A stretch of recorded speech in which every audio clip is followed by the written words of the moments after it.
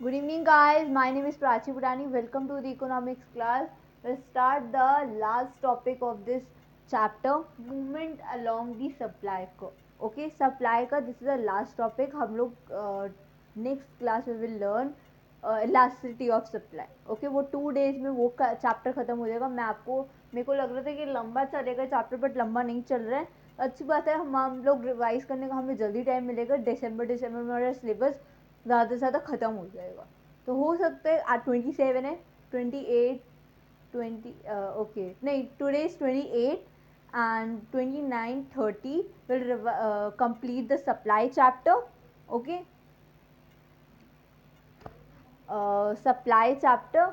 Okay, so हम लोग 20-30 तक सप्लाई चैप्टर ख़त्म कर देंगे एंड 31 और मे बी, हाँ, 31 and 1 मे बी आप लोग को मैं जो छोटे छोटे टॉपिक्स हैं, जो प्राइस सीलिंग है, प्राइस फ्लोर है, तो वो मैं आपको 1 जनवरी तक हम लोग सिलेबस अपना कंप्लीट कर लेंगे.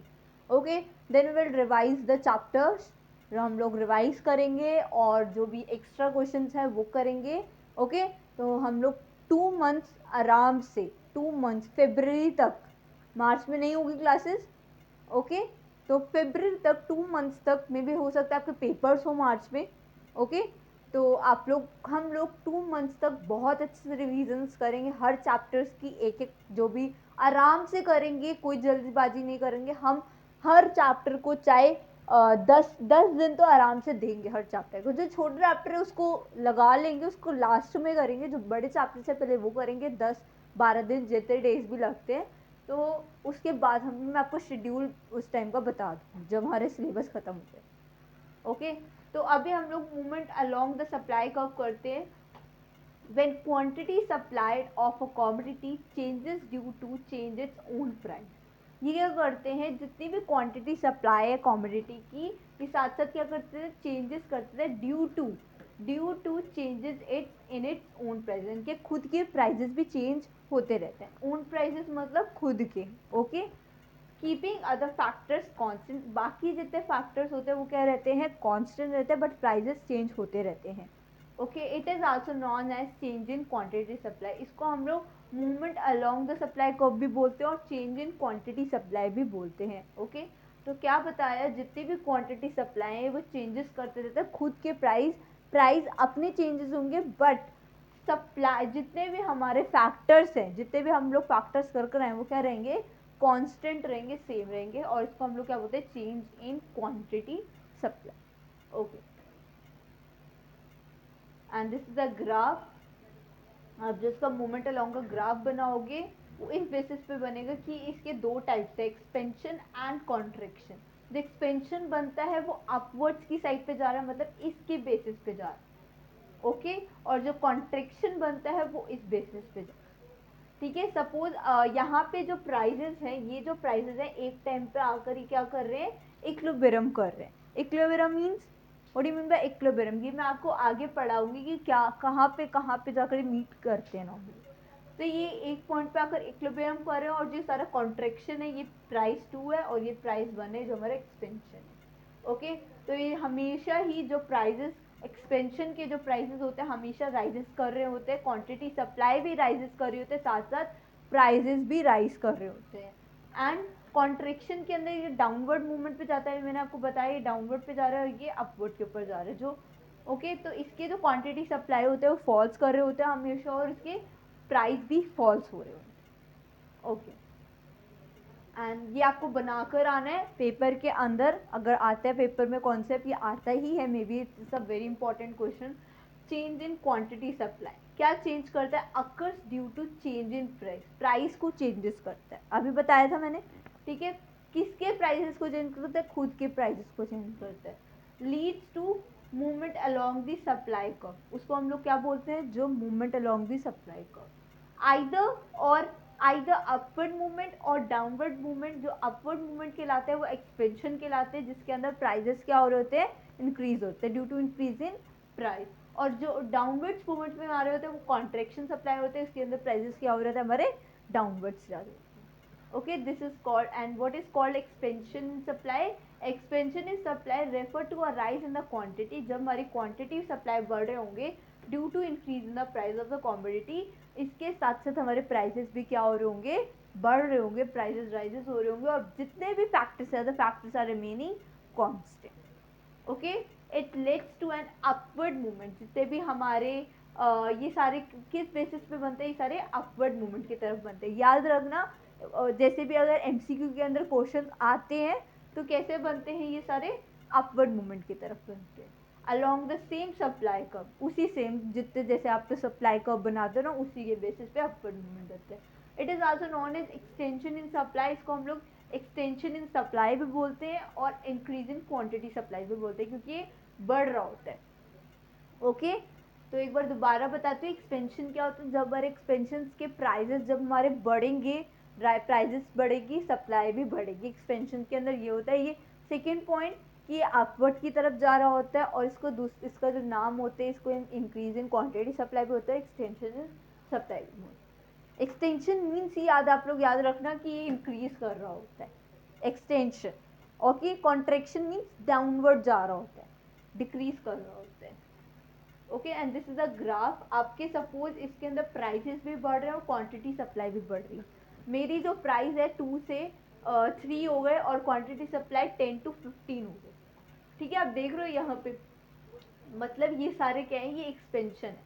मतलब एक प्राइस जो है, आप जो प्राइस बनाओगे, सपोज एक जो प्राइस आपका यहाँ पे 2 है और ये 10 पे लाई कर रहे हैं, मतलब इसकी क्वांटिटी जो है यहाँ पे लाई कर रही है, क्वांटिटी 1 पे। आप ऐसे ही ग्राफ प्रिपेयर करोगे, ठीक है। और जब थर्ड जो हमारा जो प्राइस 2 है, जो 3 बढ़ गया था प्राइसेस, वो 3 यहाँ पे आ गया और ये 50 पे लाई कर रहे हैं, मतलब जिसकी क्वांटिटी है वो 50 पे लाई कर रही है, तो ये नॉर्मली क्या बनेगा, अपवर्ड्स की तरफ बनेगा। क्लियर है, मतलब हमारे प्राइसेस भी बढ़ रहे हैं और क्वांटिटी सप्लाई भी बढ़ रही है। तो आपको ग्राफ ऐसे ही प्रिपेयर करना है जैसे इन्होंने करा हुआ है। ओके, आपकी बुक्स में भी ऐसे ही गिवन है। क्लियर है। Next, contraction in supply. Contraction in supply refer to a fall in the quantity supply due to decrease in the price of a commodity, other factor remaining constant. सही पढ़ा। उन्होंने क्या कहा, आप बता सकते हो इन्होंने क्या कहा। इन्होंने यही कहा कि जितने भी हमारे क्वांटिटी सप्लाई वो क्या जा रहे हैं, डाउनवर्ड जा रहे हैं, फॉल हो रहे हैं, और हमारे प्राइस भी क्या हो रहे हैं, फॉल हो रहे हैं। It is called a contraction in supply. सारे फैक्टर्स जो है क्या है, कांस्टेंट है। क्लियर है। और ये it leads to an downward movement along the same curve. ये कहाँ पे बनता है, downward curve. It is also known as decrease in quantity supply. क्या पे कर रहा होता है, डिक्रीज कर रहा होता है इसकी क्वांटिटी सप्लाई पे। डिक्रीज इन क्वांटिटी सप्लाई, जैसे उसमें इंक्रीज इन क्वांटिटी सप्लाई बोला था, इसमें डिक्रीज इन क्वांटिटी सप्लाई। अब देखो इसके प्राइजेस क्या हो गए, कम हो गए, 3 to 2 हो गए, 50 to 10 हो गए। मतलब जो प्राइस 1 है वो 3 था और वो 50 उसकी क्वांटिटी, और अब जो उसकी प्राइस 2 है, मतलब हमारी क्वांटिटी क्या होगी, कम होगी, और प्राइस भी हमारा कम होगी। क्लियर है। ये किस बेसिस पे जा रहे हैं, ये डाउनवर्ड्स पे आ रहे हैं, मतलब ये ऊपर से नीचे आ रहे हैं। कॉन्ट्रैक्शन एरो लगा हुआ है यहाँ पे, ये ऊपर से नीचे आ रहा है, वो कहाँ जा रहा था, ऊपर से नीचे से ऊपर जा रहा था, मतलब downwards to upward, upwards to downward. अगर ऐसा क्वेश्चन आ जाता आप बता सकते हो। क्लियर है। Next, shift in supply curve. When supply of a commodity changes due to change in any other factor other than the own price of the commodity, it is known as the change in supply. जितनी भी supply commodity changes कर रही है, किसके अंदर changes आ रहे हैं, changes due to change in any other factor other than the own price. ठीक है, इसके अंदर factors के अंदर changes आ रहे हैं, खुद के price other than the own price of the commodity, it is also known as change in supply. Clear है। नेक्स्ट, अब ये देख लो, इसके भी दो टाइप्स होते हैं, increase in supply, decrease in supply. अब ये जो इंक्रीज इन सप्लाई जा रहा होता है, ये ऐसे बनता है, राइटवर्ड लेफ्टवर्ड। वो हम लोग डाउनवर्ड और अपवर्ड बता रहे थे, ये कैसे बनता है, राइटवर्ड और लेफ्टवर्ड। जो इंक्रीज होता है, आप लोग हमेशा याद रखना है, जो इंक्रीज होता है वो राइटवर्ड पे आ रहा होता है, और जो डिक्रीज होता है वो लेफ्टवर्ड पे आ रहा है। आप अपने राइट हैंड और लेफ्ट हैंड को याद कर सकते हो। ओके, तो ये याद रखकर चलना। और इसके अंदर क्या हो रहा होता है, जो सप्लाई राइजेस हो रही होती है ड्यू टू फेवरेबल चेंजेस, कुछ भी फेवरेबल चेंजेस, बट प्राइजेस के अंदर क्या होते हैं, सेम रहते हैं। इसके अंदर मतलब हमारी सप्लाई चेंज होती रहती है बट प्राइजेस क्या होते हैं, सेम रहते हैं। ओके एंड इसके अंदर क्या होता है, सप्लाई फॉल हो रहे हैं अनफेवरेबल चेंजेस पे बट प्राइजेस क्या रहेंगे, ऑलमोस्ट सेम रहेंगे। अब ये देख रहे हो प्राइजेस सेम है बट ये राइट वर्ड पे बन रहा है और ये लेफ्ट वर्ड पे बन रहा है, क्वांटिटी 2 और क्वांटिटी 1। अब एक बार हम आगे देख लेते हैं। Shift in supply curve, change in supply occurs due to change in factor other than price, मतलब फैक्टर्स के अंदर चेंजेस होंगे बट प्राइसेस के अंदर चेंजेस नहीं होंगे, वो हमेशा क्या रहेंगे, कांस्टेंट। उसके अंदर किसके अंदर चेंज हो रहे थे, प्राइसेस के अंदर चेंज हो रहे थे, ठीक है। और शिफ्ट इन सप्लाई कब, इसको हम लोग शिफ्ट इन सप्लाई कब भी बोलते हैं और चेंज इन सप्लाई भी बोलते हैं, याद रखना। आइदर राइटवर्ड शिफ्ट, इसको हम लोग इंक्रीज इन सप्लाईज होते हैं, इसके अंदर फेवरेबल चेंजेस होते हैं फैक्टर्स के but prices is same. Leftward shift की तरफ डिक्रीज हो रहे होते हैं, अनफेवरेबल होते हैं but factors at the same price, जितने भी अदर फैक्टर है वो क्या रहते हैं, प्राइजेस पे सेम रहते हैं। Next decrease in supply, decrease in supply refer to a fall in the quantity, इसके अंदर सब जो डिक्रीज हो रहे थे वो फॉल हो रही थी क्वांटिटी ड्यू टू एनी, जितने भी हमारे फैक्टर्स है जो हमारे खुद के प्राइसेस है वो क्या रहते हैं, सेम रहते हैं। It leads to leftward shift in the supply, इसको लेफ्टवर्ड शिफ्ट भी बोलते हैं। जब हमारे प्राइजेस कम होंगे, क्वांटिटी सप्लाई हमारी कम होगी तो हमारे प्राइसेस क्या रहेंगे, सेम होंगे। क्लियर है। Next this is a graph, ये डिक्रीज वाली साइड, ये लेफ्टवर्ड साइड है, राइटवर्ड साइड है, तो इसके अंदर हमारे प्राइजेस क्या है, देखो सेम है और क्वांटिटी क्या होती जा रही है, कम बढ़कर फिर कम होगी, मतलब फॉल होगी, क्वांटिटी सप्लाई क्या होगी हमारी, फॉल होगी, मतलब 20 से 10 होगी, मतलब कोई चीज़ 2 रुपीज़ की है, उसकी क्वांटिटी थी 20, अब फिर वही प्राइस सेम है बट उसकी क्वांटिटी क्या होगी, कम होगी, होता है। ओके नेक्स्ट इसका कर्व देख लेना एक बार। अब क्या है, ये increase in supply, increase supply refer to a rise in the quantity, इसके अंदर क्या हो रहा होता है, सॉरी इसके अंदर क्या हो रहा होता है, जो राइजेस मतलब हमारी क्वांटिटी सप्लाई बढ़ रही है and due to any other factors, जितनी अदर मैंने 2 बार लिख दिया, other than the own price of the commodity, काट देना, ये अदर मैंने 2 बार लिख दिया। Okay own price of the commodity मतलब इसकी प्राइजेस फिर भी सेम है बट क्वांटिटी क्या हो रही है, बढ़ रही है, उसमें क्वांटिटी क्या हो रही थी, कम हो रही थी। और ये इसका शिफ्ट कहाँ से बनता है, इसका शिफ्ट कहाँ पे बनेगा बताओ, rightward shift in the supply.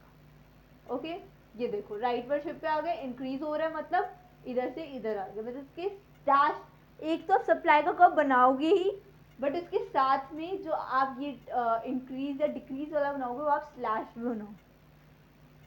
Quantity क्या है, प्राइस क्या है हमारे सेम, क्वांटिटी क्या होगी 10 to 20 होगी बड़ी, ऐसे हमारे प्रोडक्शन जितने भी हमारे प्राइस ऑफ प्रोडक्शन वो कम हो जाएंगे, टेक्नोलॉजी एडवांस हो जाएगी और गवर्नमेंट पॉलिसीज कम हो जाएगी, जितने भी हमारे प्राइस ऑफ अदर गुड्स है वो भी कम हो जाएंगे, इसी के बेसिस पे बताते हैं।